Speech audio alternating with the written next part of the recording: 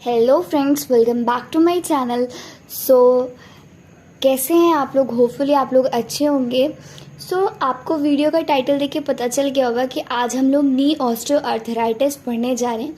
ये मेरे चैनल का फर्स्ट टॉपिक है और ये ऑर्थो का टॉपिक है और हम धीरे धीरे सारे टॉपिक्स कवर करेंगे।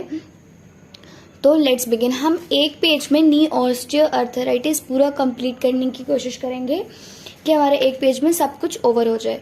तो लेट्स बिगिन।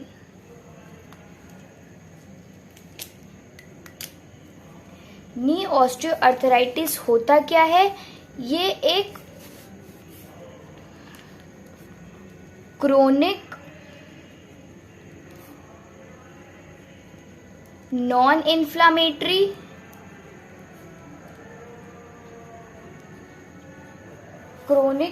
इन्फ्लामेटरी कंडीशन है जो कैसी होती है? प्रोग्रेसिव इन नेचर होती है, मतलब ये बढ़ती रहती है। ये अगर एक बार मतलब किसी को ऑस्टियोआर्थराइटिस हो गया तो मतलब आगे ये बढ़ेगी ना, कम थोड़ी होगी। ये प्रोग्रेसिव इन नेचर है।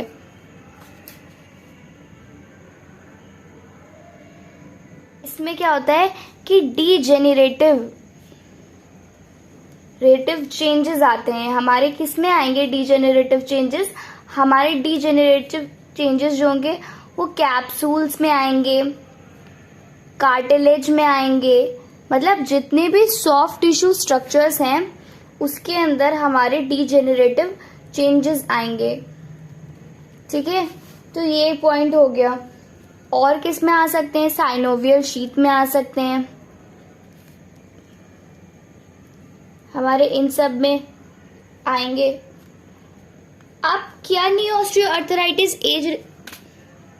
एज रिलेटेड होता है? तो हाँ, नी ऑस्टियोआर्थराइटिस जो है वो एक एज रिलेटेड डिसीज है। ये मेरी बिल्लो है जो साथ में बैठी हैं।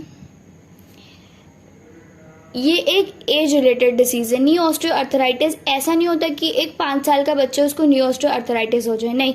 कॉमनली हम ओल्ड एज जो होता है उसको देखते हैं, पर आज के लाइफस्टाइल में कुछ भी पॉसिबल है, क्योंकि आज के dietary intake is totally dependent, but it is a age related disease. Age related है। किड्स में होता है? ओल्ड पीपल में होता है, ओल्ड जेनरेशन में होता है, या तो आप बोल लें ओल्ड जेनरेशन में होता है। तो हम इसकी ईटियोलॉजी पढ़ रहे थे। ठीक है, अब हम पढ़ेंगे कि changes in osteoarthritis soft tissue के अंदर होते क्या क्या चेंजेस है। तो अब हम उसके बारे में पढ़ते हैं।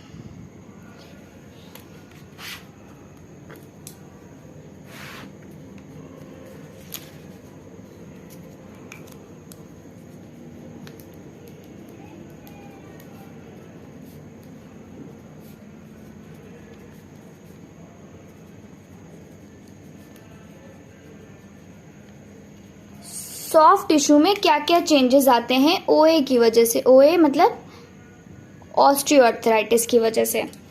तो पहला चेंज क्या आता है कि डीजेनरेशन होने लग जाता है। डीजेनरेशन होगा, उसकी वजह से क्या होगा? हमारी visco elastic property of cartilage decrease हो जाएगी। कार्टिलेज में एक इलास्टिक प्रॉपर्टी होती है कि मतलब कार्टिलेज जो होता है वो इलास्टिसिटी प्रोवाइड करने का भी काम करता है। तो उसकी visco elastic property of cartilage जो होगा वो डिजेनरेशन की प्रोसेस की वजह से डिक्रीज हो जाएगा। सेकेंड, अब हमारे बोन में क्या चेंजेस आएंगे? हमारे बोन में ये होगा कि हमारे बोन मास डेंसिटी जो होगी वो भी डिक्रीज, बोन मास डेंसिटी वो भी क्या होगी? डिक्रीज हो जाएगी। बोन का मास चला जाएगा, कम होने लग जाएगा, जिसकी वजह से बोन कैसी हो जाएगी? पोरस बोन हो जाएगी। ड्यू टू दिस बोन क्या होगी? पोरस बोन फॉर्मेशन हो जाएगा। और बोन में क्या क्या चेंजेस आ सकते हैं? हमारी बोन के इनऑर्गेनिक मटेरियल्स जो भी होते हैं उनका भी रिडक्शन होना स्टार्ट हो जाएगा। जब भी कोई चीज खराब हो रही है तो मतलब कोई चीज कम हो रही है तो उसकी वजह से और चीजें खराब होगी, तो इनऑर्गेनिक मटेरियल भी वो भी डिक्रीज होना स्टार्ट हो जाएगा। ओवरऑल डिस्ट्रक्शन ऑफ बोन कह सकते हैं आप। क्या? ओवरऑल डिस्ट्रक्शन ऑफ बोन, ठीक है। उसकी वजह से बोनी इरोजन होगा।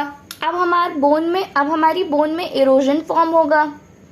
और क्या हो सकता है कि हमारी बोन में रेपिटेटिव, अब हमारी किसी को नी ऑस्टियो, ये हमारी ये मान लीजिए कि ये हमारा नी है, मतलब ये हमारा नी जॉइंट बन रहा है।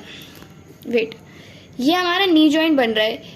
इसके बीच का जो ये जो मेरी फिंगर का टिप है, इसके बीच का कार्टिलेज जो है वो वहां पे रप्चर हो रहा है। तो इसके बीच में जो भी स्ट्रेस लेवल बढ़ेगा मूवमेंट करते हुए, जब भी हम फ्लेक्शन एक्सटेंशन कुछ भी करेंगे, मतलब अगर हम ऐसे करके फ्लेक्स कर रहे हैं, एक्सटेंड कर रहे हैं नी को अपनी, तो वहां पे रिपीटेटिव स्ट्रेस पड़ेगा। उस स्ट्रेस की वजह से हमारे बोनी एरोजन हो जाएगा ड्यू टू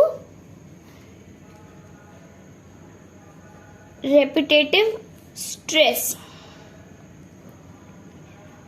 ऑस्टियोफाइट फॉर्मेशंस भी होगा। ये सब बोन के अंदर चेंजेस आएंगे।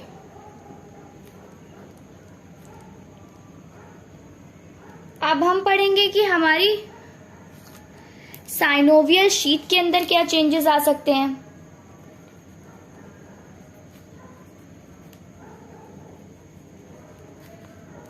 साइनोवियल शीथ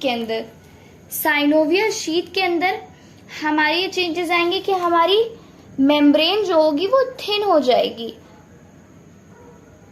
थिन मेम्ब्रेन होगी। हमारी साइनोवियल शीथ की इंटीग्रिटी जो होती है, मतलब वो डिक्रीज होने लगेगी। रप्चर साइनोवियल शीथ का होगा। अब ये साइनोवियल शीथ है, इसका फ्लूइड कम हो रहा है, तो यहाँ पे रप्चर होना स्टार्ट हो जाएगा। क्या होगा? रप्चर होगा। किसकी वजह से? जाहिर सी बात है, स्ट्रेस की वजह से, जॉइंट स्ट्रेस की वजह से रप्चर होगा। और क्या हो सकते हैं? और हमारा साइनोवियल फ्लूइड का लीकेज हो जाएगा ना। Leakage of synovial fluid can be possible.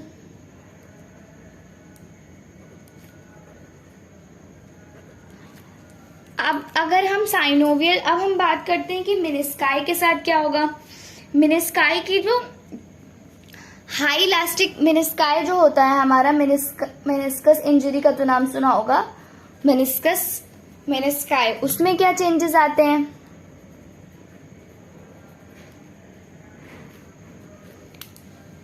मेनिस्काई में क्या होता है हमारी,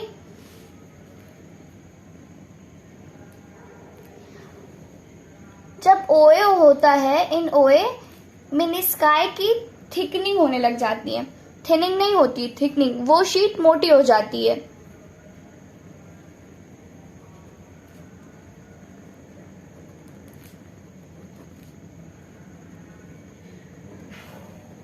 thickening of menisci is reduce. हाँ, मतलब ओए, मतलब वही वाली बात थी कि ओए में भी मेनिस्काई की थिकनिंग, जो मोटापन होता है वो भी रिड्यूस होने लग जाएगा, क्योंकि डीजेनरेशन हो रहा है और चेंजेस आते हैं। मेनिस्काई एक कॉन्केव प्रॉपर्टी होती है, तो उसकी कॉन्केविटी जो होती है वो भी डिक्रीज होती है। सब कुछ, अगर कोई भी चीज खराब हो रही है तो उसकी वजह से जो भी अच्छी चीजें हैं वो खराब होंगी, कोई भी, तो वो सारे, थिकनिंग है तो थिनिंग होने लगेगी, कॉन्केविटी है तो वो डिक्रीज होने लगेगी। फ्लैट मेनिस्काई कॉन्केव था तो अब फ्लैट होने लगेगा, फ्लैटनिंग ऑफ मेनिस्काई होने लगेगा। मेनिस्काई में एक और चीज हो सकती है कि उसका फ्रिक्शन इंक्रीज हो सकता है। तो ये थे हम लोग ने कुछ चेंजेस जो पढ़ लिए कि ओए की वजह से हमारे क्या क्या चेंजेस इन ओए, सॉफ्ट टिश्यू के अंदर क्या क्या चेंजेस आ सकते हैं। डीजेनरेशन की वजह से visco elastic property of cartilage decrease हो जाएगा। बोन में क्या चेंज आएगा? बोन का मास डिक्रीज होगा, इनऑर्गेनिक मटेरियल, बोनी इरोजन होगा। क्यों? क्योंकि हमारी जॉइंट कमजोर हो चुकी है, उसके ऊपर रिपीटेटिव स्ट्रेस पड़ेगा उस वजह से। ऑस्टियोफाइट फॉर्मेशन हो रहा है। साइनोवियल शीट में क्या होगा, साइनोवियल शीट जो होती है वो फ्लूइड, साइनोवियल फ्लूइड जो होता है वो बहुत इंपॉर्टेंट होता है। उसकी थिन मेम्ब्रेन जब हो जाएगी तो उसकी वजह से उसकी इंटीग्रिटी डिक्रीज हुई, फिर जॉइंट पे स्ट्रेस पड़ा तो वो रप्चर हो गया। जब वो रप्चर हुआ तो उसका लीकेज ऑफ साइनोवियल फ्लूइड होने लगे, साइनोवियल फ्लूइड बाहर आ गया। मेनिस्काई इन ओए थिकनिंग ऑफ मेनिस्काई डिक्रीज, मेनिस्काई जो होती है वो थिक होती है, मतलब उसकी बाउंड्री तो वो भी थिन होने लग जाएगी और उसकी जो कॉन्केविटी है वो डिक्रीज करेगी और वो फ्लैटन ऑफ मेनिस्काई।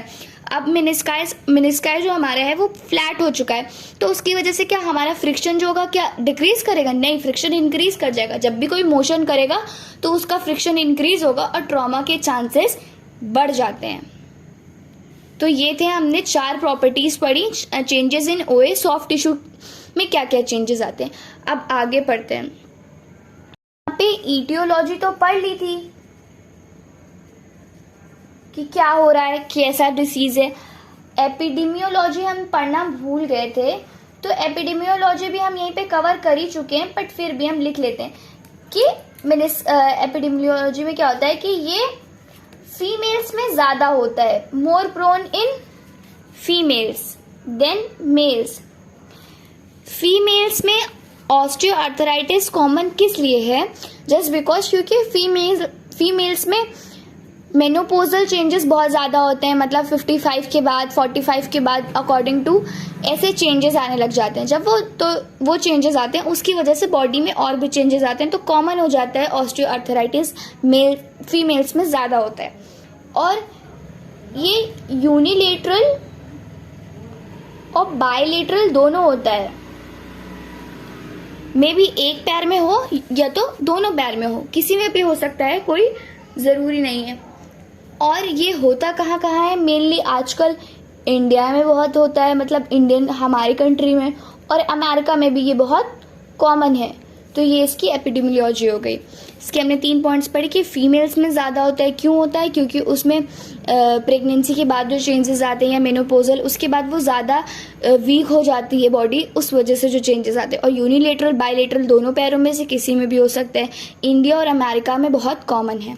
तो अब हम इसके आगे पढ़ते हैं ओए की वजह से हमारा डिफॉर्मिटीज़ क्या क्या होती हैं। तो अब हम पढ़ते हैं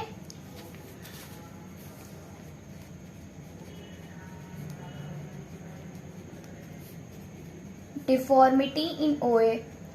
ऑस्टियोआर्थराइटिस की वजह से डिफॉर्मिटी क्या होती है, हमारा लॉस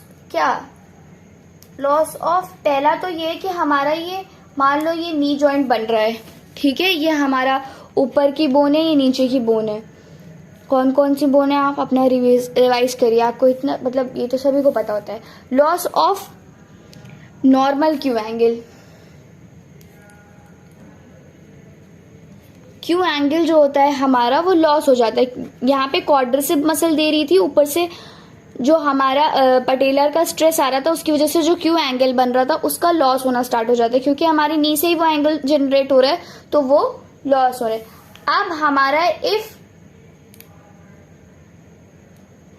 वैरस और वैल्गस और वैरस होने की चांसेस जो होते हैं वो बढ़ जाते हैं। इफ ओए अगर हो जाता है, ओए अगर होता है तो क्यूबाइटिस वैल्गस और वैरस होने की डिफॉर्मिटी बढ़ जाती है। इसमें एक में एंगल इंक्रीज होता है, एक में एंगल डिक्रीज होता है। तो वो अकॉर्डिंग टू, अगर ओबीस पेशेंट है तो जाहिर सी बात है एंगल पे मतलब स्ट्रेस और ज़्यादा बढ़ जाएगा, तो एंगल तो डिक्रीज होना स्टार्ट हो जाएगा ना, क्योंकि प्रेशराइज हो रहा है। तो ऐसे ही डिफॉर्मिटी अगर होना स्टार्ट होती है, फ्लैट फुट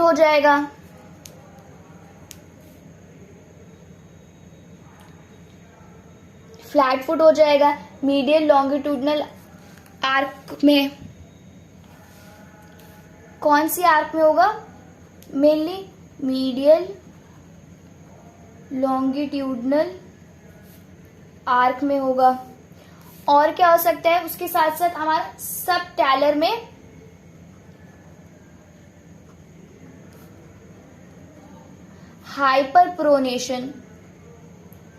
हमारे जो मतलब ये तो हैंड है, जो हमारा पैर होता है उसमें जो सब टैलर जॉइंट होता है, प्रोनेशन मतलब हाइपर हो जाएगा। नॉर्मल प्रोनेशन जो हम लोग करते हैं, सुपीनेशन प्रोनेशन, वो नहीं, हमारा हाइपर प्रोनेशन होगा।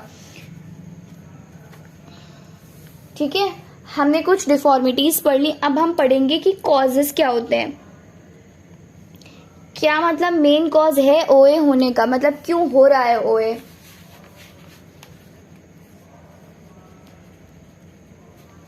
अब हम कॉज पढ़ते हैं।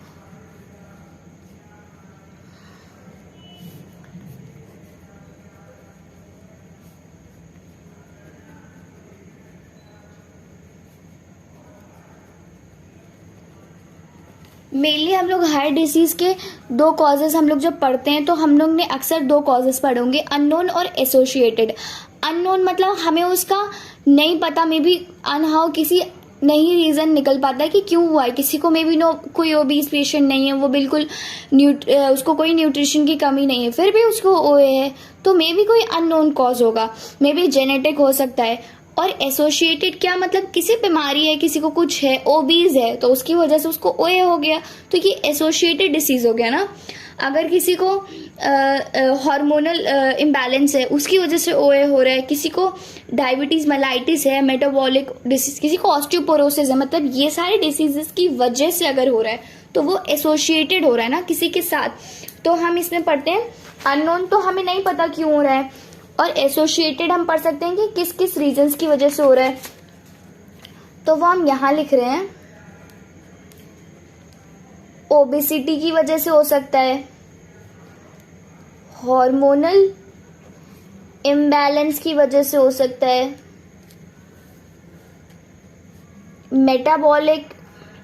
Metabolic diseases. कौन कौन से मेटाबॉलिक डिसीजेस होते हैं, जैसे कि ऑस्टियोपोरोसिस, या कोई इंजरी है उसकी मतलब किसी को इतनी कस की चोट लगी, कैसे भी ट्रॉमेटिक हुआ कि उसको इतना इंजर्ड हो गया कि डीजेनरेशन हुआ, उसके बाद उसको ओए हो गया, या किसी को फ्रैक्चर हुआ उसके कॉज में, या कंजेनाइटल मतलब क्लियर है कि कंजेनाइटल जेनेटिक से कॉज है, या फिर नेल पटेला सिंड्रोम। ये एक सिंड्रोम है, नेल पटेला बोल रहे हैं, तो आपको नाम से ही क्लियर होगा कि किस चीज से डिसीज रिलेटेड है। इसको हम बाद में पढ़ेंगे अलग से क्लेरिफाई करके कि नेल पटेला सिंड्रोम क्या है। तो इन सब की वजह से हो सकता है, इन सब की वजह, या तो कोई डिफॉर्मिटी है, अगर किसी को बचपन से क्यूबाइटिस वायरस या वैल्गस है तो उसके ओए के चांसेस इंक्रीज हो जाते हैं, या किसी का पुअर पोस्चर है, डिफॉर्मिटी या पुअर पोस्चर है, तो ये कुछ आप इसे रिस्क फैक्टर्स भी बोल सकते हो कि मतलब if someone is obese there is chances of having OA is increase more than normal people. जितना नॉर्मल पीपल में होता है उससे ज्यादा उनके चांसेस बढ़ जाएंगे। अगर किसी को क्यूबाइटिस वायरस या वैल्गस है बचपन से, क्योंकि ये कंजेनाइटल होता है, तो अगर किसी को ये है तो उसके नी ओए के चांसेस आगे जाके अडल्ट एज में या फिर ग्रोन अप एज में बढ़ जाते हैं, क्योंकि ये एक उसका रिस्क फैक्टर है। तो अब हम इसके बाद पढ़ेंगे, हमने अभी तक पढ़ा कि डिफॉर्मिटी क्या होती है, हमारा क्यू एंगल का लॉस हो जाता है, उसके बाद हमारा ओए में वैरस और वैल्गस क्या हो सकता है, फ्लैट फुट हो सकता है, ये हमारा फुट ऐसे करके जो होता है उसको फ्लैट हो जाएगा, मतलब मैं ऐसे कैसे दिखा नहीं सकती, flat foot. Medial longitudinal arc किस में होगा, मीडियल लॉन्गिट्यूडनल आर्क में होगा, और हमारा सब टैलर जॉइंट का हाइपर प्रोनेशन होगा। अब हमने पढ़ी कॉजेज ऑफ ओए क्या होती है, दो टाइप के कॉज हो सकते हैं, या तो नोन अननोन, या तो फिर एसोसिएटेड मतलब किसकी वजह से, या तो वो हमने अभी अच्छे से पढ़ लिया। अब हम पढ़ते हैं क्लिनिकल फीचर्स, मतलब हमें क्लिनिकल फीचर्स, क्लिनिकल प्रेजेंटेशन, हमें कैसे पता चलेगा, कैसे साइन एंड सिम्टम्स आएंगे कि समवन इज हैविंग ओए। तो अब हमें ये पढ़ना है, तो अब हम ये पढ़ना स्टार्ट करते हैं।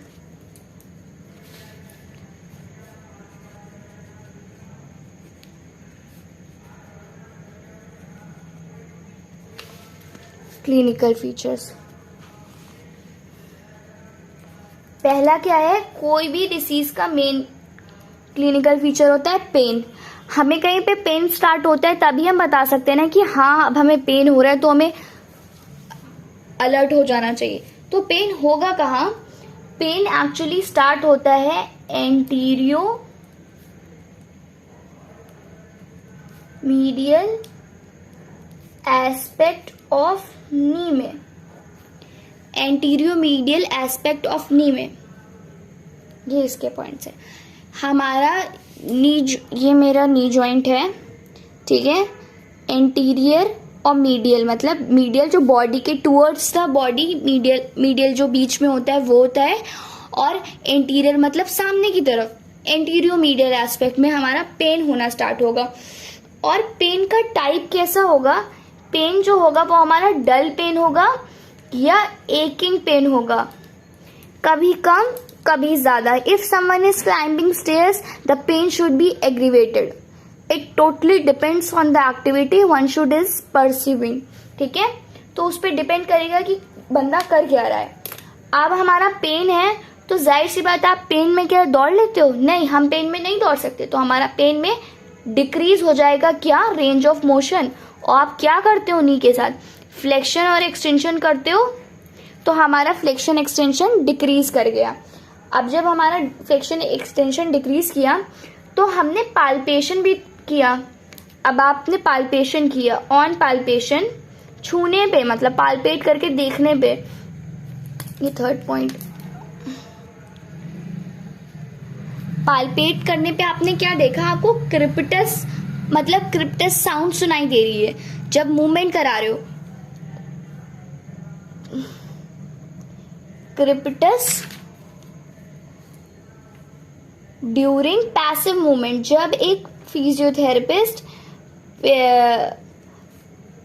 पेशेंट का पैसिव मूवमेंट कराएगा, या नॉर्मल इंसान भी, अगर उसको, किसी भी इंसान को पैसिव मूवमेंट मतलब खुद से करना, पेशेंट खुद से नहीं करेगा, थेरेपिस्ट खुद से करेगा।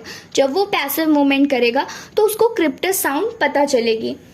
आप पाल्पेट कर लिया, अब हम टेंडरनेस पता, अब हमको जब हम पाल्पेट साउंड करेंगे तो हमें टेंडरनेस भी मिलेगी। टेंडरनेस मिलेगी। टेंडरनेस कहाँ पे होगी? टेंडरनेस जहां पेन होगा वही होगी, एंटीरियो मीडियल एस्पेक्ट ऑफ नी पे।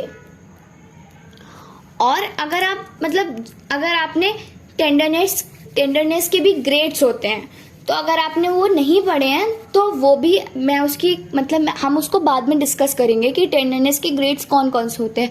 बट अगर ऑस्टियोआर्थराइटिस है तो आप उसे पाल्पेट करोगे तो आपको ग्रेड 2 टेंडरनेस कॉमनली मिलती है। कौन सी?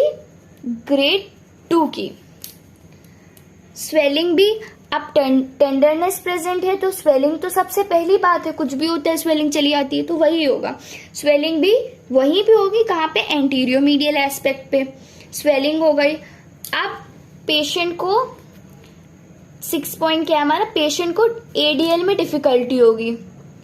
एडीएल डिफिकल्टी, एडीएल क्या मतलब? डेली लाइफ एक्टिविटीज जो होती हैं उसे कहते हैं।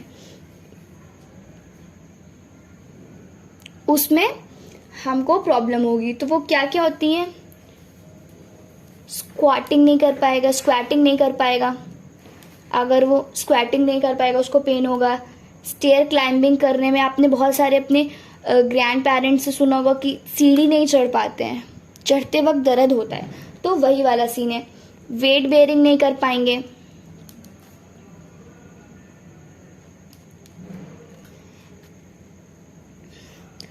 अब हमारी बोन में चेंजेस आए थे, हमने पढ़ा था।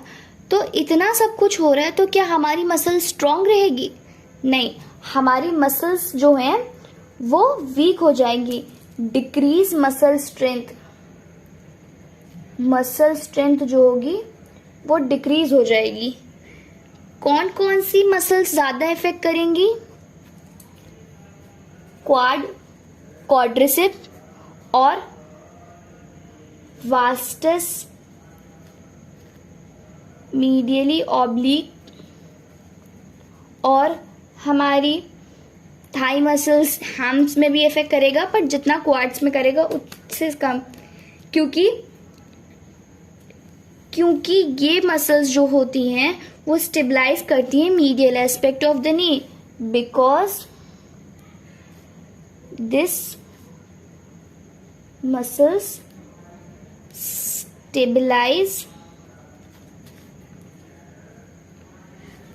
stabilize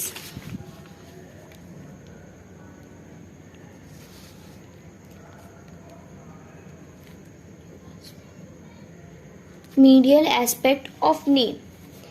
अब हम पढ़ चुके थे, हमने पहले ही एक बार पढ़ा था कि डिफॉर्मिटी होगी या तो वेल्गस की या तो वेरस की, वेरस वेल्गस की डिफॉर्मिटी होगी। इंसान लॉन्ग टाइम स्टैंडिंग नहीं कर पाएगा,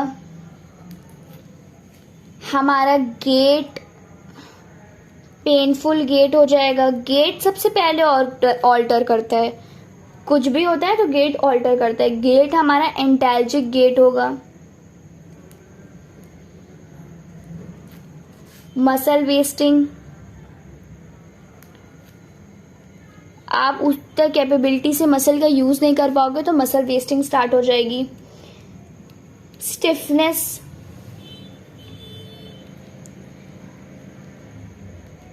स्टिफनेस 9, 10, 11